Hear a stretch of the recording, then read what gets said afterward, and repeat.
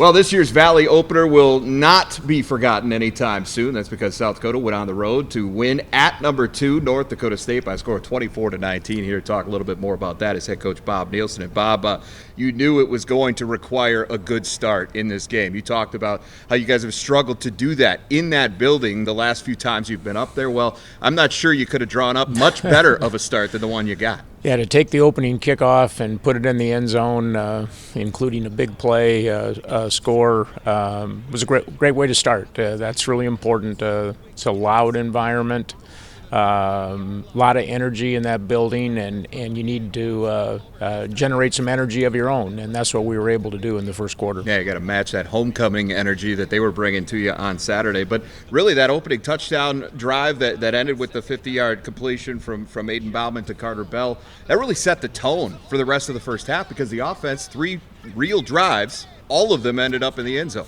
Yeah, the third one being a short field drive after the turnover, but 3 possessions, 3 touchdowns. And, what we were able to do is kind of take the crowd out of the game. I think got them on their heels and build a big lead, which gave us an opportunity to play with a lead in the second half.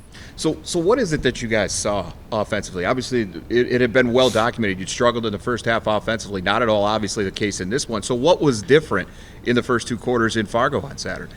Well, we had decent balance. We ran the football with some effectiveness, set up opportunities to throw the ball on the perimeter.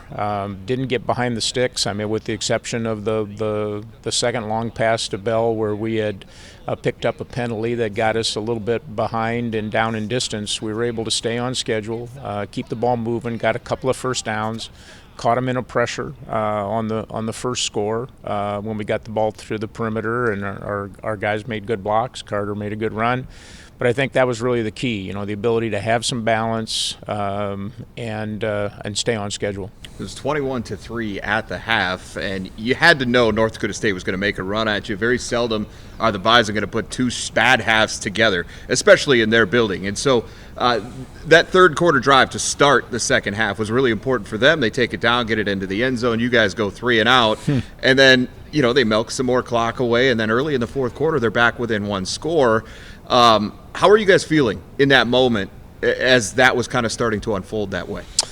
Well, we talked at halftime that we knew we were going to have to play another 30 minutes of football, and they came out, they made a great drive. It was the only 3 and out we had all day. Actually, the only punt we had all day. They forced us to punt the football in the third quarter.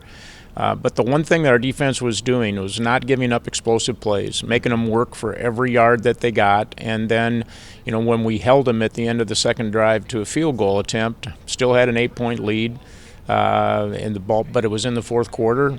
Really, the game was back in our hands, and we made a great drive, chewed up a lot of clock, got the ball into legitimate field goal range, and built the 2-score lead back, which put us in a position where we could close out the football game. Yeah, you mentioned the explosive play. Longest play all day for North Dakota State, just 22 yards. So you don't see that very often with that team.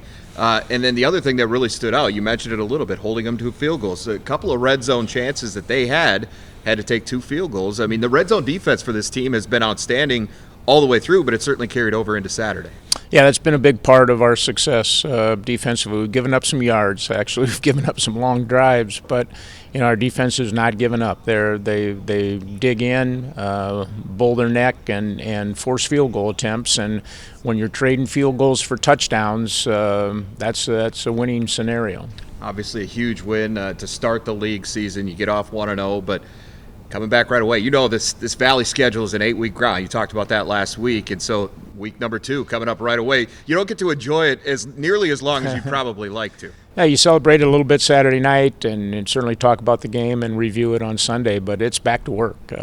We've got to keep getting better. That was the one exciting thing. I watched that film and go, wow, we can be so much better as a football team, and that's what this week's all about, is being better. we get to come back home, which is great. Our schedule provides us that opportunity, and we got to take full advantage of that opportunity. Yeah, it's officially D-Days week. Murray State coming to town for the first time ever since joining the Missouri Valley Football Conference. That game coming up Saturday, and we'll talk a little bit more about that one coming up later this week.